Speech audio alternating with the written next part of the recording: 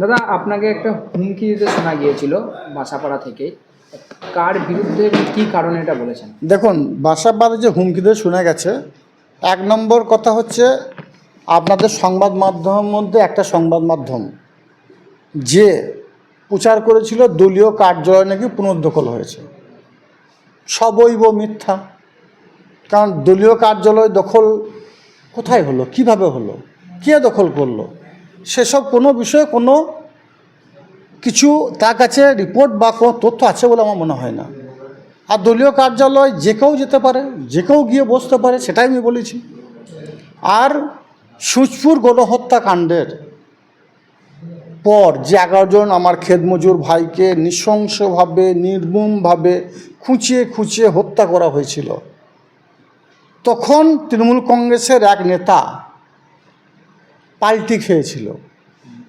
বিচারের সময়, সাক্ষীর সময় সে পাল্টি খেয়ে বামফ্রন্টের কাছে বিক্রি হয়ে যায় কোটি কোটি টাকার বিনিময়ে, এবং সুচপুর হত্যাকারীদের সাজা যেন না হয় সেই চেষ্টা তিনি করেছিলেন। সেই নেতা বর্তমানে কিছু সিপিএমের হাড়মাতদেরকে নিয়ে নানুরের থুপসা অঞ্চলে কিষাণ মান্ডি সহ কোথাও ওষুধ দোকানে, কোথাও তার নিজের বাড়িতে বিভিন্ন জায়গাতে বসে মানুষের মধ্যে একটা বিভ্রান্ত ছড়ানোর চেষ্টা করছে। আমি তার উদ্দেশ্যে বলেছি যে চুরি পরে আমরা বসি নাই, আমরা মমতা বন্দ্যোপাধ্যায়ের সৈনিক, আমরা অভিষেক বন্দ্যোপাধ্যায়ের সৈনিক। সেই নেতা কি অনুব্রত মণ্ডল ঘনিষ্ঠ? কোনো দিনের জন্য হতে পারে না।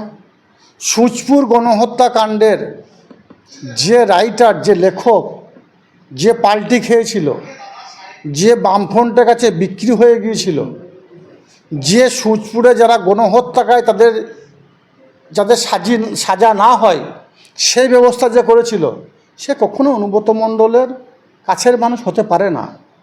তাহলে ওই আমাদের মাননীয় মুখ্যমন্ত্রী মাননীয় মমতা বন্দ্যোপাধ্যায় তখন সিউড়িতে বসে প্রত্যেক ডেটে ডেটে আসতেন, এবং সুচপুরে যারা গণহত্যা তাদের সকলের সাজা হয়েছিল।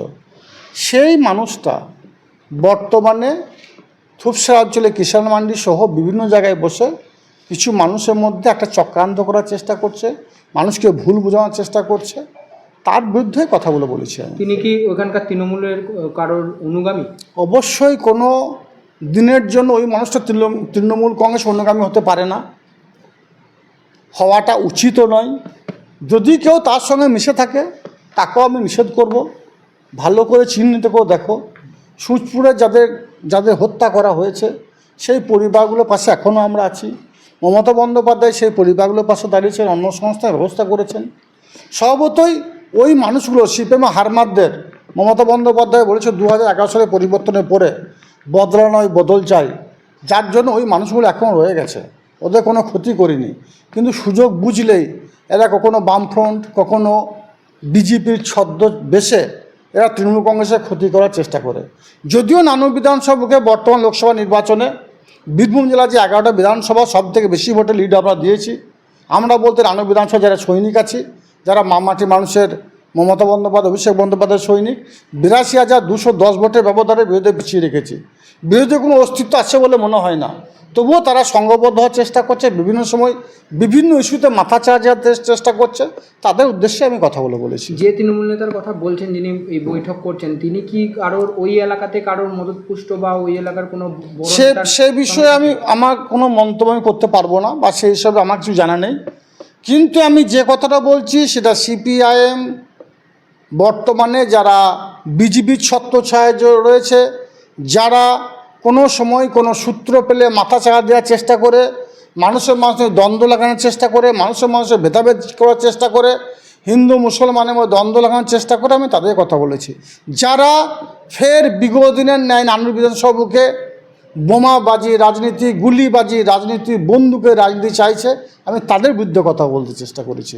আমি চাই নানুর বিধানসভা মানুষ দলীয় কার্যালয় থুপসারাতেও আছে, সারা বিধানসভা প্রত্যেকটি অঞ্চল আছে, দলীয় কার্যালয় আসুক, সকলে মিলিতভাবে সংঘবদ্ধ বসুক। কোন দলের সমর্থক আমার দেখার দরকার নেই, কারণ আমি জানি আমাদের মাননীয় মুখ্যমন্ত্রী মাননীয় মমতা বন্দ্যোপাধ্যায় সমাজসেবা করছেন। তিনি সমাজসেবার কাজে নিজেকে ব্রত করেছেন। তিনি যে প্রকল্পগুলো করেছেন কোনো জাতি, ধর্ম, বর্ণ, রাজনৈতিক রং তিনি দেখেননি। সম্ভবত আমরা রাজনৈতিক রং দেখব না, আমরা মানুষের পাশে থাকবো, মানুষ হয়ে কাজ করব।